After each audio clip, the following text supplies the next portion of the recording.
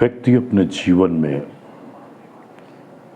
जो भी उसको ईश्वर ने दिया है उसे परमात्मा का प्रसाद समझकर हमेशा उस पर संतोष करे।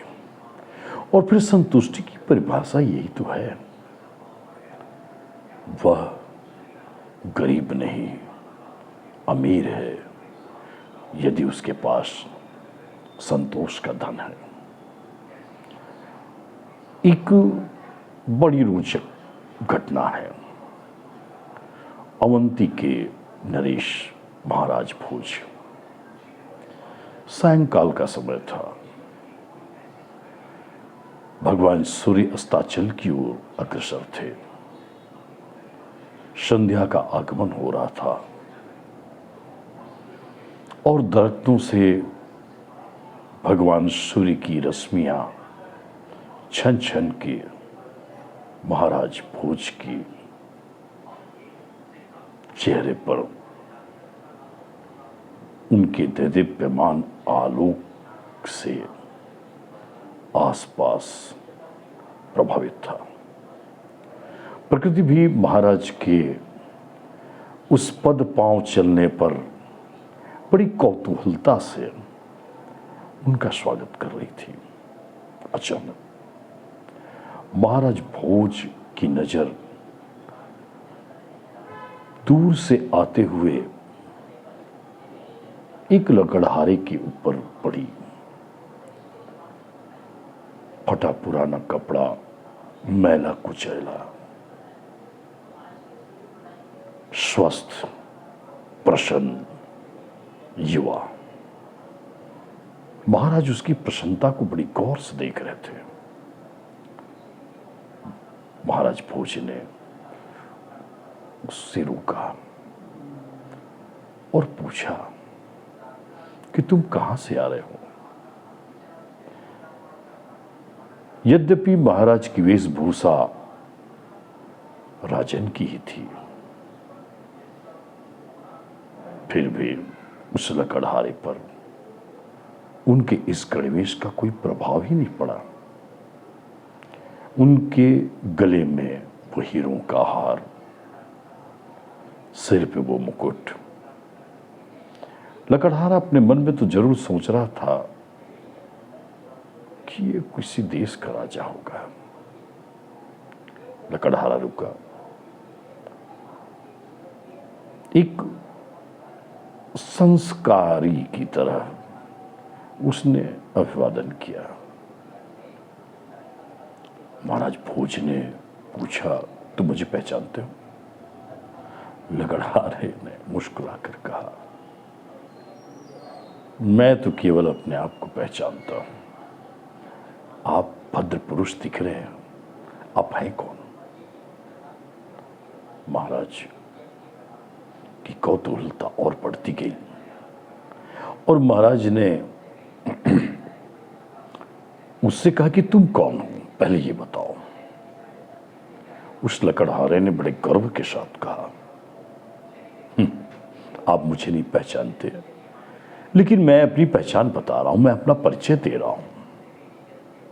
मैं शहंशाह हूं। महाराज की गहरी और पैनी दृष्टि उसके शरीर पर पड़ी।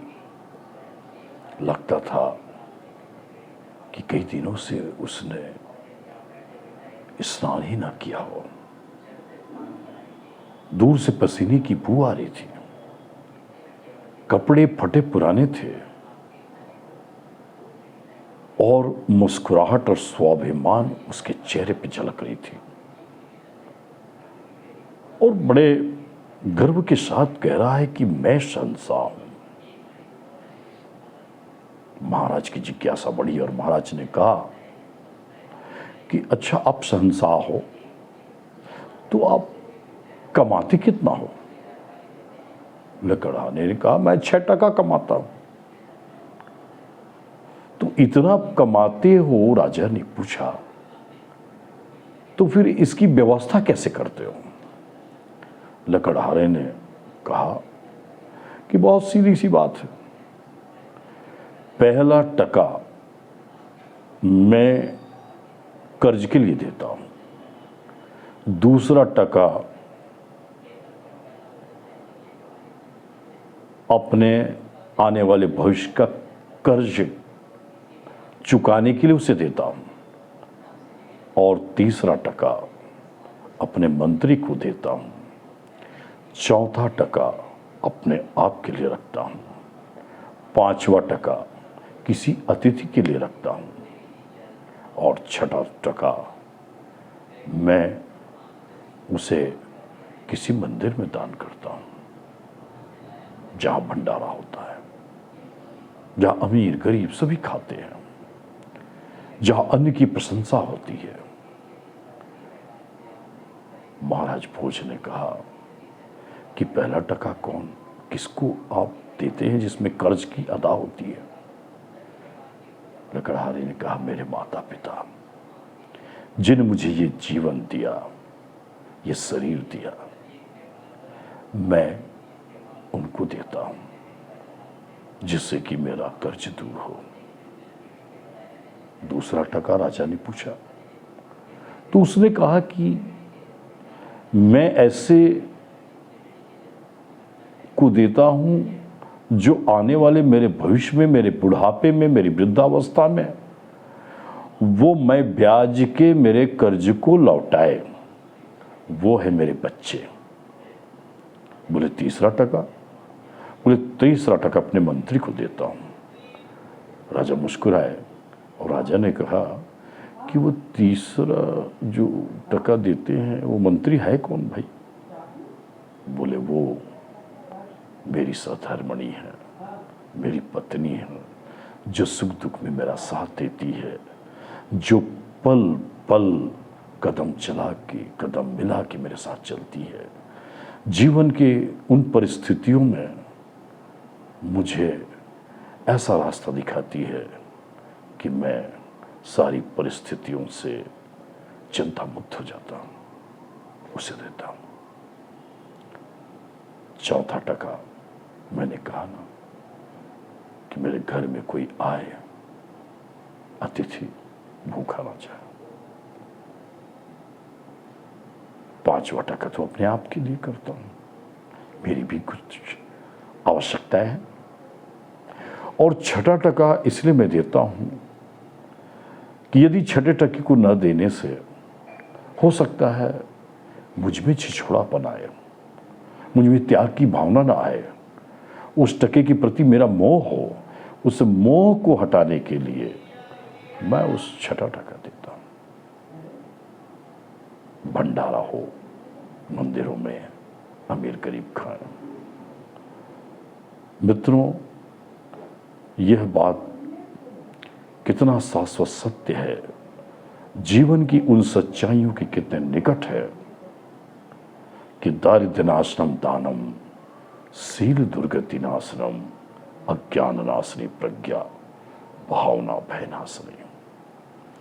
इससे हमें यही संदेश मिलता है कि हम भी इस जीवन में जन्म से लेकर मृत्यु के बीच का जो जीवन है उसे हम दान, दारिद्र्य नाशनम दानम, दरिद्रता छिछोड़ापन दान से दूर होगा। शीलवान रहने से, समाज में अच्छे सभ्य होने से, शील दुर्गति नाशनम, अज्ञान नाशनी प्रज्ञा,